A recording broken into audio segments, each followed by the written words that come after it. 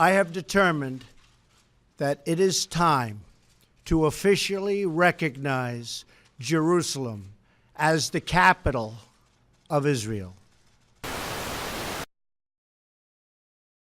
Ce jour dédié pour l'élévation de l'âme de Donna Denise Bat-Frecha. Dans 1h30, Trump va faire son discours à Washington concernant Jérusalem. Il semblerait qu'il va dire que donc Jérusalem est la capitale du peuple juif depuis 3000 ans, indivisible. C'est pas nouveau, tout le monde le sait. Depuis la guerre des 6 jours, Jérusalem nous appartient, à part l'esplanade du Temple qui appartient au Waqf, parce que Moshe Dayan a rendu cela à la Jordanie, d'accord, en fait c'était à nous. Et union de toutes les entités arabes, islamiques, contre cela. L'Iran a dit qu'il ne tolérera pas une violation de Trump sur Jérusalem. Le Hamas risque d'attaquer. L'autorité palestinienne a dit on va faire une 3e intifada. Erdogan a dit il va faire une rupture des relations diplomatiques avec Israël. Tous les chefs d'État appellent, le chef du Maroc a envoyé 57 signatures de chefs arabes, de chefs de gouvernement arabes, j'ignorais qu'il y en avait tellement, 57, à Trump contre cela. Macron a appelé Trump pour lui dire vas-y mollo. Le statut de Jérusalem est une question de sécurité internationale qui concerne toute la communauté internationale. Rouhani, donc le président de l'Iran, a dit ils veulent détruire El-Aqsa. Il n'y a aucun rapport. On te dit que Jérusalem est juif, on ne va pas détruire El-Aqsa pour autant. Mais ils font donc une déviation pour chauffer les foules. Donc tous les Arabes qui sont très croyants, etc., on veut détruire maintenant notre lieu saint. Ils sont prêts à tout, mais pas ça. Ça, on ne peut pas supporter. Maintenant, il est écrit que le cœur des rois et des ministres est dans la main de Dieu. Donc si Trump fait cela, c'est clair que Dieu ici nous met dans un certain chemin. Je ne peux pas m'empêcher, évidemment, de croire que ça nous rapproche le Géoula. Il y a un verset dans Zacharie qui parle de la fin des temps, que je ferai de Jérusalem une pierre lourde à porter pour tous les peuples de la terre. Toutes celles qui s'approcheront de Jérusalem s'écorcheront. Ça va être un problème insoluble. Et de là, on arrive à Gog Magog. Il semblerait l'union des peuples contre Jérusalem. Ça peut arriver demain.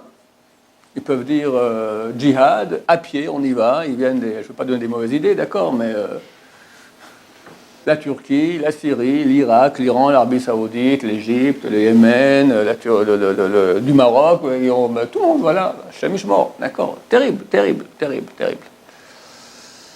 Alors, c'était comme ça un beau jour de l'histoire, mais là, c'est clair qu'en plus, on voit que nous sommes en super grande tension avec l'Iran. Ron Dermer, l'ambassadeur d'Israël aux États-Unis, a dit que nous sommes proches d'un conflit militaire avec l'Iran ou avec ses sbires, donc Hezbollah, l'Iran qui est en train de s'installer en Syrie. Tzahal a fait plusieurs frappes les dernières semaines en Syrie contre des bases iraniennes. Il dit je ne parle pas en termes d'années ou de mois, mais en termes de semaines, donc tension très grande. Trump avec la Corée du Nord, ça va incessamment sous peu, ça va péter.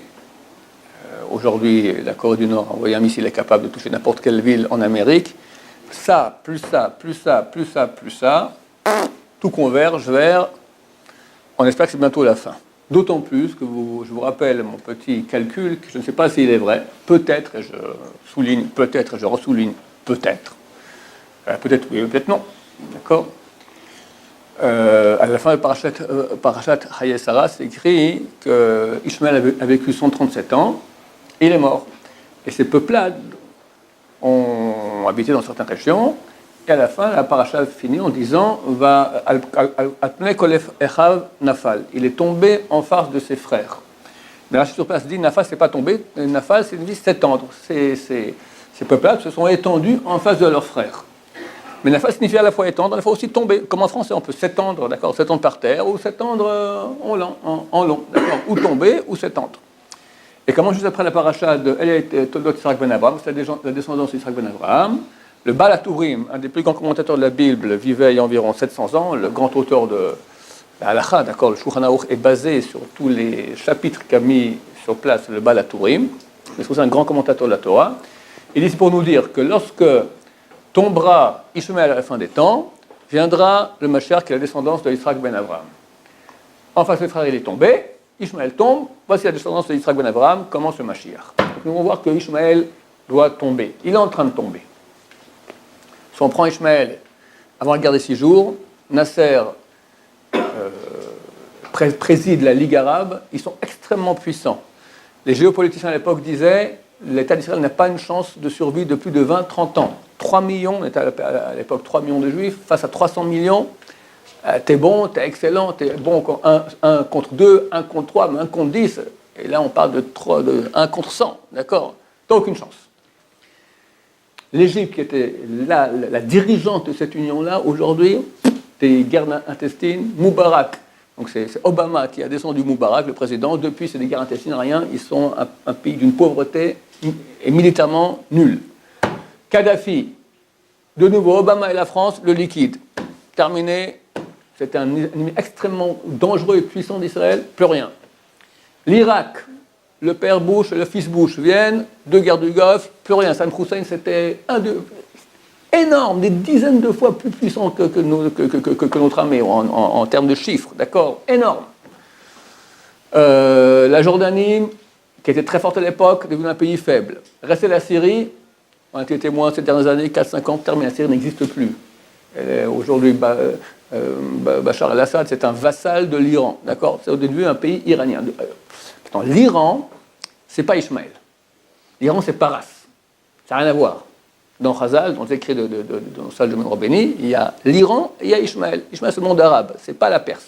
Qui reste? L'Arabie Saoudite, qui elle n'est pas un pays trop puissant, il est très riche, militairement il n'est pas trop puissant, et bon, c'est ce qui reste. On ne sait pas combien de temps encore ils vont rester. C'est clair qu'ils sont aussi en tension énorme avec l'Iran. Donc l'Iran, par procuration des Yéménites, a envoyé un missile sur la capitale, sur l'aéroport de la capitale de l'Arabie Saoudite, Riyad, c'était il y a 3 semaines environ, et l'Arabie Saoudite a dit c'est un casus belli, c'est une déclaration de guerre, donc ils sont presque en guerre. Donc Ishmaël est en train de tomber. Maintenant, la question, c'est quand vraiment le moment où sa royauté tombe. Alors j'ai déjà raconté, j'ai fait des répétitions, mais c'est pas intéressant d'en parler maintenant quand même, que je me suis dit, si le Baal HaTurim, il explique, en face de ses frères, il est tombé, il parle de la fin des temps, ça veut dire que les versets auparavant qui parlent d'Ishmaël ne parlent pas de Ishmaël, le fils d'Abraham qui vivait il y a 4000 ans, 3800 ans, d'accord? Il parle du peuple d'Ishmaël. Quand il tombera, le peuple d'Ishmaël à la fin des temps, la royauté d'Ishmaël, alors Mashiach il vient. On ne parle pas de monsieur Ishmaël et ses descendants de l'époque, on parle d'Ishmaël aujourd'hui. D'après cela, quand on nous dit maintenant Ishmaël a vécu 137 ans, alors ça c'est la lecture au niveau simple, au niveau allégorique. Ce qui m'intéresse, c'est marqué que tout ce qui est écrit dans le livre de Bereshit sont des signes pour la suite, des signes pour le futur. Bon, il y a un cours magistral se propose, c'est Germania. Là, je reprends le même principe. De même qu'on a vu par exemple Yaakov Avinu, quand il revient d'exil, il rencontre Esav, valeur numérique Adolf Hitler, la croix gammée, bon, tout ce cours-là. On voit qu'il était 20 ans en exil chez Lavan. Nous, on était 2000 ans en exil hors de notre terre, depuis la destruction du deuxième temple, dans le XXe siècle, après la destruction du temple. Auparavant, on était 1400 ans ici en terre d'Israël. Auparavant, Yaakov avait 14 ans en terre d'Israël, dans les 2 yeshivot de Shem et Ever, premier temple, deuxième temple. Il y a une correspondance. 14 1400, 20 2000 ans. Là aussi, on devrait faire une correspondance entre 137 ans d'Ishmaël et du monsieur, d'accord, et au niveau de notre correspondance allégorique, au niveau historique, la royauté d'Ishmaël, le royaume d'Ishmaël. Combien? On ne va pas vers 13 700 ans, c'est trop. Tout le monde va vivre 6000 ans, d'accord? Donc forcément, c'est 1370 ans. Si je ne me trompe pas dans c'est un drache, hein, c'est une explication sur la Torah qui peut être fausse. Mais on a une chance sur 10 qu'elle est vraie. Voilà, pas plus. Mais peut-être qu'elle est vraie. Alors, qu'est-ce qu'elle dit? Elle dit 1370 ans, le royauté d'Ishmaël. Alors, quand elle commence, il faut compter 1370 ans, tu sauras c'est quand la fin. Ça fait 10 ans que je me tourne une pine la tête, savoir quand elle commence. Et c'est très dur de savoir. En 624 de l'ère chrétienne, il y a eu l'Hégire. 630, donc Mohammed commence tout son périple, aller convaincre tout le monde de l'islam. 632, il est décédé. Et après, ils ont des batailles, jusqu'à Poitiers. Ok? Ils grandissent. Mais c'est quand que commence à royauter? C'est pas clair du tout. Et il y a quelque temps, ça m'a fait tilt. Je suis sur Wikipédia, je regarde un peu l'histoire, on va voir c'est qui, quoi, quand, et je vois qu'en 638, ils ont conquis Jérusalem. Ça c'est une royauté. Qu'est-ce qu'on s'en fout maintenant de Poitiers, de toute l'Afrique du Nord? Ils ont des déserts et des déserts et des déserts. Pour nous, en tant que juifs, et moi, au même point de vue thoraïque, Jérusalem, c'est le temple, c'est l'endroit où Dieu régnait dans le monde, c'est donc la royauté. C'est le seul peuple qui a réussi à conquérir maintenant, pendant qu'on est en exil, avoir ici une maîtrise en terre d'Israël, à Jérusalem. Et nous, aujourd'hui, on a Israël, sauf ce point-là, le temple, d'accord? Conquête du temple de Jérusalem en 638. Alors, c'est pas compliqué, il faut faire 638, c'est là où commence la royauté, plus 1370, t'auras la date. Combien ça fait? 2008. Alors, je me fais souvent ce coup-là, n'est-ce pas? 2008. Alors, c'est raté. Alors, quel âge tu as, Jonathan? 18 ans. Ben non, tu n'as pas 18 ans. Tu as 18 ans et Ah, il y a quelques mois. jusqu'à combien? Tant que tu n'as pas 18 ans et 365 jours, tu as 18 ans. C'est-à-dire, à 18 ans, 364 jours, tu as encore 18 ans. 65 jours, tu auras 19 ans. Donc, quand la Torah nous dit qu'Ishmaël est mort à l'âge de 137 ans, ça fait 137 ans et 364 jours. Et encore presque une année. Ça se peut. C'est pas le jour de son anniversaire, il a soufflé 137 bougies et il est mort. D'accord, enfin, il aurait pu mourir d'un truc pareil. Souffler 137 bougies. Mais bon, il a survécu et il est mort à un certain moment durant cette année. Quand? On ne sait pas. En tout cas, nous, ça nous laisse encore un an de vie, presque un an de vie supplémentaire à Ishmaël. Donc, dans notre allégorie historique, ça veut dire maintenant 10 ans de plus. On va faire donc 2008 plus 10, ça te fait 2018, et là c'est intéressant, parce qu'on voit que depuis quelques années, la Syrie tombe. Il y en a qui m'ont dit, non mais Ishmaël est en train de grandir dans le monde. Ok, mais on parle maintenant par rapport à Israël, du point de vue de l'État d'Israël, d'accord, la menace que nous avions à l'époque, aujourd'hui, elle n'est plus là, c'est terminé. On a une armée qui est puissante, on a un Dieu qui nous aide, comme on le voit, les peuples à côté sont partis, c'est complètement anormal, un après l'autre, on est là. Et ils sont en train de tomber. Alors, c'est très curieux de voir que la royauté qui a commencé par Jérusalem, je peux maintenant qu'elle va, normalement, elle doit tomber aussi par rapport à Jérusalem. Et que le fait que maintenant, ce soir, Trump va annoncer que Jérusalem est la ville, capitale du peuple juif depuis 3000 ans, indivisible, etc., et que ça va créer tout ce que ça risque de créer, aujourd'hui, on est encore 1h30 avant, on ne sait pas, dans le monde arabe, en rajoutant que tout ce que nous voyons au niveau de la constellation mondiale, politique, on risque une guerre avec la Corée nucléaire terrible, on risque une guerre avec l'Iran, on risque une guerre avec le Liban, on risque une guerre entre l'Arabie Saoudite et l'Iran, tout va bien dans le meilleur des mondes. Tout ça nous fait dire que Bezrat Hashem, c'est pour bientôt. Évidemment, je peux me tromper comme d'hab, mais moi-même qui suis habitué à me tromper, là, je commence à me dire, ça fait peur, enfin, ça devient très très sérieux. Il ne faut pas avoir peur. Il faut avoir confiance en Hashem, et c'est ça qui nous sauve. Je ne sais pas s'il y aura demain, ni la semaine prochaine. Hanouka, c'est une très grande lumière spirituelle qui descend, une lumière messianique. C'est 8 jours, parce que 7 jours, c'est la semaine normale, c'est la réalité. 8, c'est au-dessus de la réalité physique. D'accord, c'est déjà l'époque messianique. Je ne sais pas si Machar viendra à Hanouka, je ne sais pas, mais il se peut qu'on aura déjà on peut venir tous les jours, mais il se peut qu'on aura déjà les éléments qui vont se mettre en marche pour que ça se mette en route.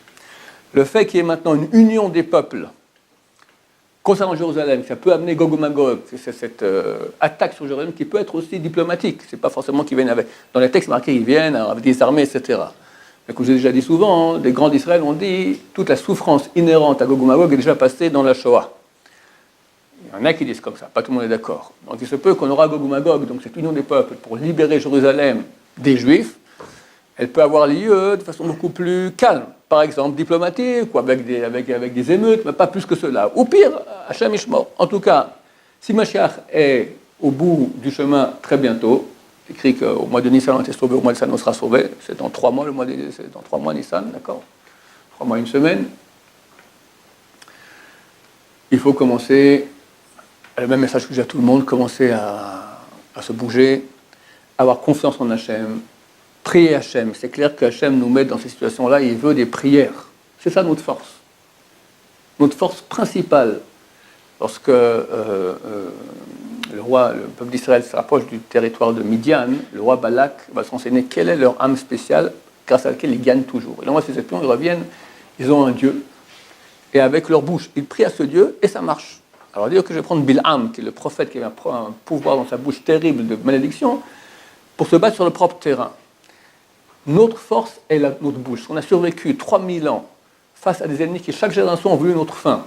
C'est parce qu'on a été beau et grand fort avec une grande armée, on n'avait rien. On avait la plus grande armée du monde contre nous. On a tenu, parce qu'Hachem nous a aidés, nous a sauvés. Attends, Hachem, grâce à quoi il nous sauve? Grâce à nos mérites. Et à la prière, l'étude de Torah, les mitzvot, et bien sûr la tchouva. Tout le monde fait des péchés. Il faut faire tchouva des péchés. Celui qui est loin, qui se rapproche, on ne lui demande pas d'être un grand sadique, mais rapproche-toi, commence à bouger un peu. Shabbat, Nida, super important. La débauche, commencer à plus fréquenter les filles, commencer à étudier la Torah, manger kasher, faire brachot avant et après, faire le Shabbat. Mais Shabbat, c'est une source de lumière énorme. C'est celui qui fait Shabbat comme il faut bien, on lui pardonne tous ses péchés. Même s'il était idolâtre comme Enoch, c'était la génération où ils ont commencé à faire le plus d'idolâtrie dans l'histoire, on lui pardonne tout. Commencer, regardez ce qui va se passer. Le Maharal de Prague dit comme ça, avant que Mashiach vienne, tout va s'écrouler. Toutes les choses auxquelles les gens ont confiance.